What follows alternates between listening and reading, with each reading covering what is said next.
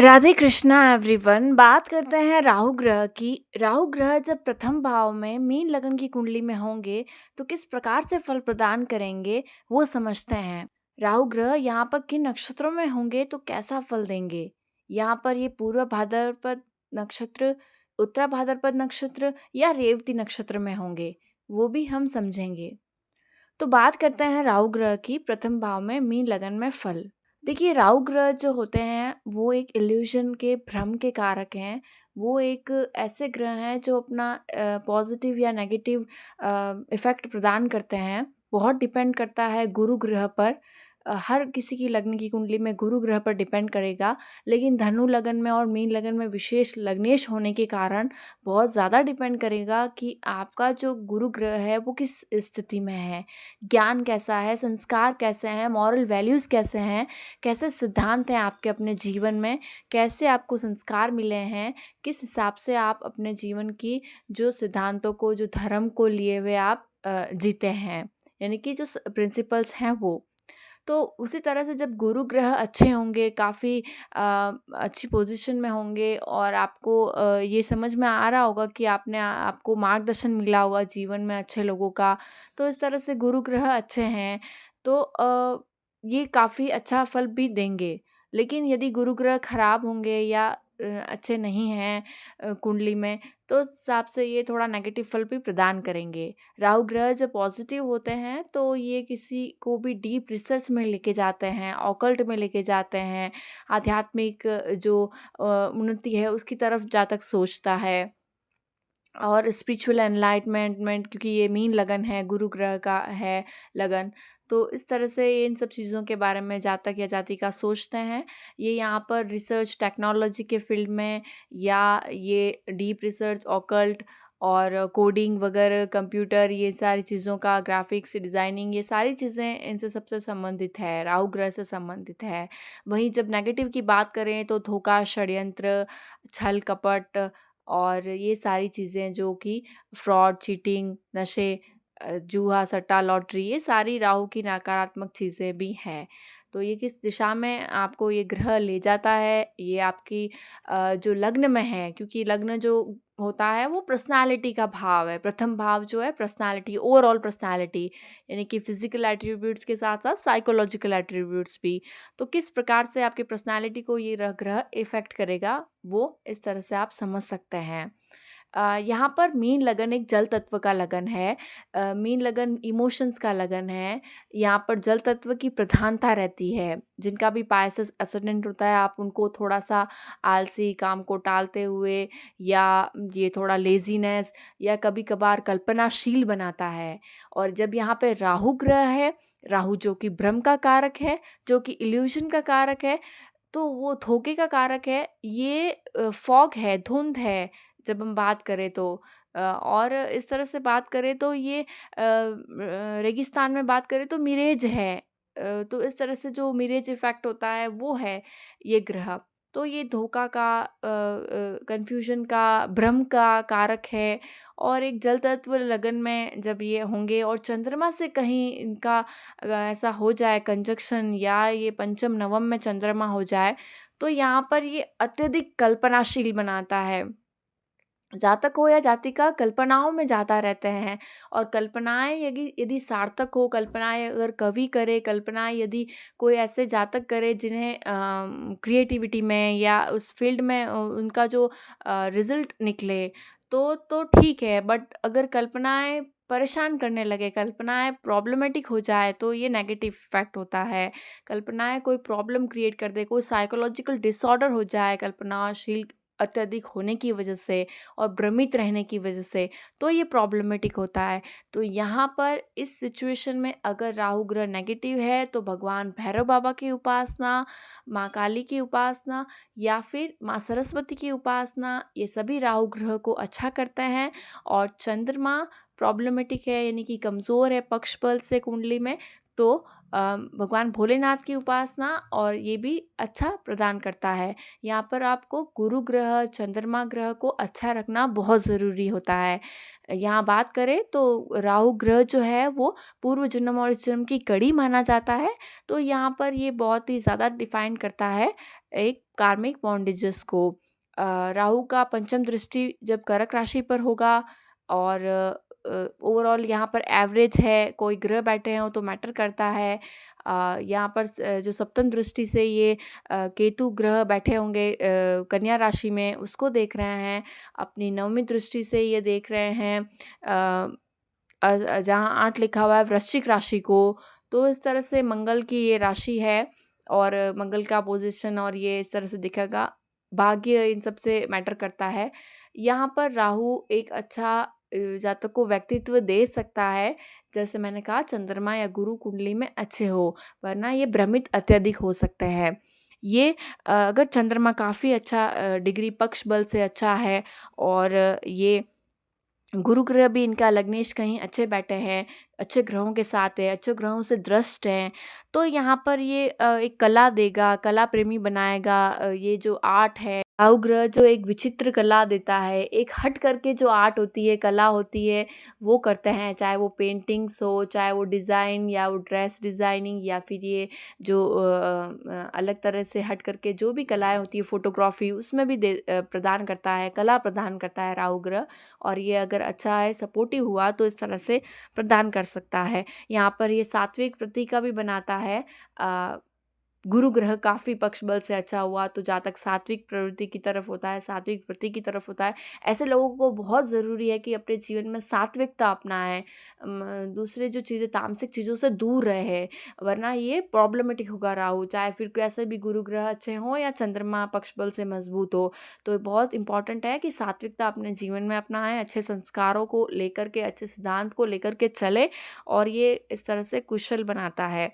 वहीं बात करें अगर हम तो इमोशंस का लगन है ये, भावनाओं का, संवेदनाओं को तो कभी कहीं बार आहत होती है। तो आहत होने पर यहाँ पर एक सही निर्णय लेना ये सब ज़रूरी होता है। भ्रमित ना रह करके, कन्फ्यूजन ना रह करके, अपने इमोशंस को कॉम्प्लिकेटेड ना बनाएं, ऐसे जातक या जातिकाएं। वहीं बात करें अगर हम और, तो ये नेगेटिव हो तो कंफ्यूज पर्सनालिटी देगा, डिसीजन मेकिंग में भी प्रॉब्लम दे सकता है। मन में जो व्यथित रहता है, मन हर वक्त मन व्यथित रहता है ऐसे लोगों का, तो स्पिरिचुअलिटी की तरफ, आध्यात्मिकता की तरफ इन्हें अवश्य जाना चाहिए। कभी कई बार अस्वस्थता दे देता है, स्वार्थी बना देता है, इस तरह से प्रदान कर सकता है। तो इस तरह से अगर हम देखें तो ये यहाँ पर सफल उद्यमी भी हो सकते हैं, चतुर भी हो सकते हैं। गुरु ग्रह यहाँ पर यदि अच्छे हो तो ये सफल उद्यमी, चतुर और अपने बुद्धि बल से उन्नति और करते हैं और प्रयत्नशील होते हैं। अब हम बात करते हैं नक्षत्रों की। राहु ग्रह जब मीन लगन में होंगे तो या ये पूर्व भाद्रपद नक्षत्र के चतुर्थ चरण में होंगे या उत्तरा भाद्रपद नक्षत्र के चारों चरण में हो सकते हैं या रेवती नक्षत्र में किसी भी चरण में हो सकते हैं। ये आप किसी भी ऐप से देख सकते हैं। जब आप अपनी डिटेल्स डालते हैं और जो ग्रहों की सीरीज आती है, उनके सामने ही उनके नक्षत्र और उनके पद लिखे हुए होते हैं। जब हम बात करते हैं पूर्व भाद्रपद नक्षत्र की, तो ये जो नक्षत्र है वो गुरु का नक्षत्र होता है। गुरु जो गुरु की ही राशि है मीन और गुरु का ही नक्षत्र है, तो यहाँ पर ये आध्यात्मिक रूप से एक झुकाव अवश्य देगा जातक को। परेशानियाँ, प्रॉब्लम्स भी इसीलिए आएगी शायद कि उन्हें आध्यात्मिकता की ओर ले जाना है, स्पिरिचुअलिटी की ओर ले जाना है। ये यहाँ पर सेवा भाव देख सकते हैं आप। यहाँ पर गुरु यहाँ पर सबसे अच्छे और मजबूत स्थिति में यदि है तो बहुत ही पॉजिटिव रिजल्ट देखने को मिल सकता है। संस्कार, मॉरल वैल्यूज़ एक अच्छे हो, दिशा इनमें जीवन में अच्छी मिले, कोई अच्छी दिशा देने वाला मिले, गुरु ऐसे मिले। जैसे गुरु बृहस्पति जो ग्रह है वो गुरु के भी कारक है, यानी कि जो हमें गाइडेंस दे। तो इस तरह से देख सकते हैं आप, ये अच्छे सिद्धांत लिए हुए जीवन में आगे बढ़ सकते हैं। तो वहीं बात करें आध्यात्मिक उन्नति के अलावा, यहाँ पर हम मनोवैज्ञानिक रूप से भी जातक को सफल देख सकते हैं। कारण ये है कि यहाँ गुरु का अत्यधिक प्रधानता है, नक्षत्र भी गुरु का है और जो राशि है मीन राशि है और राहु है, गुरु अच्छे हैं कुंडली में और चंद्रमा यदि अच्छा है तो ये मनोभाव को समझना, मनोभाव का समझने का ज्ञान और फिर वो दूसरों को भी हील करने की अंडरस्टैंडिंग दे देता है जब राहु पॉजिटिव तरफ से जुड़ा हो, पॉजिटिव रिजल्ट प्रदान करे। तो इसी तरह से अब हम बात करते हैं उत्तरा भाद्रपद नक्षत्र के बारे में। उत्तरा भाद्रपद नक्षत्र जो है वो शनि का नक्षत्र होता है और ये जो नक्षत्र है उसके चारों चरण इसी मीन राशि में आते हैं और यहाँ पर राहु होने से लग्न में, मीन लगन में, उत्तर भाद्रपद नक्षत्र में यदि राहु है तो ये जो शनि का और गुरु और राहु मेडिटेशन, स्पिरिचुअलिटी, आध्यात्मिकता की ओर तो ले जाता है, लेकिन ये कहीं बार आप इसे देख सकते हैं कि ये संस्कारों से, जो अंतिम संस्कार है उनसे संबंधित रखता है। उत्तरा भाद्रपद नक्षत्र जो है वो जो दो पैर है मृत्युशैया के, तो यहाँ पर ये ऐसे रिचुअल्स को निभाते हुए, ऐसे रिचुअल्स को जानते हैं या उनमें समझ रखते हैं या ये इनको कराने वाले जो होते हैं वैसा कार्य कर रहे हैं जो कि डेथ, फुनरल, शमशान इन सब से संबंधित है। तो कहीं ना कहीं ये भी एनर्जी यहाँ पर राहु की शनि के साथ और गुरु की जो राशि में है, तो क्रियाक्रम कराने वाले ऐसे लोग जातक कार्य करते होंगे या उनके परिवार में कोई करते होंगे या पूर्व जन्म से कुछ जुड़ा होगा, ऐसा देख सकते हैं। वहीं अगर हम बात करें तो यहाँ पर एक अजीब सा कनेक्शन या एक कह सकते हैं कनेक्शन बनाता है जीवन के अंतिम पड़ाव के रूप में। और इसी तरह से ये उत्तरा भाद्रपद नक्षत्र है जो कर्म, शनि जो है कर्म से संबंधित है। यहाँ पर स्पिरिचुअलिटी की तरफ आध्यात्मिक उन्नति देखी जा सकती है। वहीं बात करें अगर हम अंतिम नक्षत्र की, तो रेवती नक्षत्र में यदि राहु है तो रेवती नक्षत्र बुध का नक्षत्र है और यहाँ पर गुरु बुध जो है वो एक युवा ग्रह माना जाता है, ये वाणी का कारक है। तो यहाँ पर आप देख सकते हैं कि इमेजिनेशन मीट्स इल्यूजन, तो यहाँ पर भी इमेजिनेशन का बहुत होता है। ये बुद्धि जो है वो एक क्रिएटिव बुद्धि होती है, क्रिएटिविटी की तरफ कुछ अच्छे से प्रेजेंट करना है, कुछ अच्छे से परफॉर्म करना है या कुछ अच्छे से अच्छा बनाना है, क्रिएट करना है, ऐसा इन्हें इनका एक इम्पैक्ट होता है। यहाँ पर एक अच्छी पोजीशन माना जाएगा जब राहु रेवती नक्षत्र में, बुध के साथ राहु की अच्छी मित्रता मानी जाती है, तो गुरु के घर में एक अच्छा पोजीशन माना जाएगा। ये भी स्पिरिचुअलिटी की तरफ डीपेस्ट लेवल में लेकर जा सकता है, लिबरेशन की तरफ लेके जा सकता है, एक ऑब्सेशन भी देता है, यहाँ पर जुनून भी देता है। यहाँ पर राहु क्रिएटिविटी की तरफ, क्रिएटिविटी में बहुत से फील्ड होते हैं यहाँ पर जो जुनून देता है, एक अच्छी पेंटिंग, अच्छी फोटोग्राफी या अच्छी डिज़ाइनिंग, अच्छी कला, स्किल। बुध ग्रह स्किल का भी कारक है, कौशल का कारक है, कला कौशल इन सब से संबंधित में बहुत ही ज़्यादा इंटरेस्ट देख सकते हैं। वहीं बुध फाइनेंशियल सेक्टर का भी है, फाइनेंस को संभालते हुए देखा जा सकता है।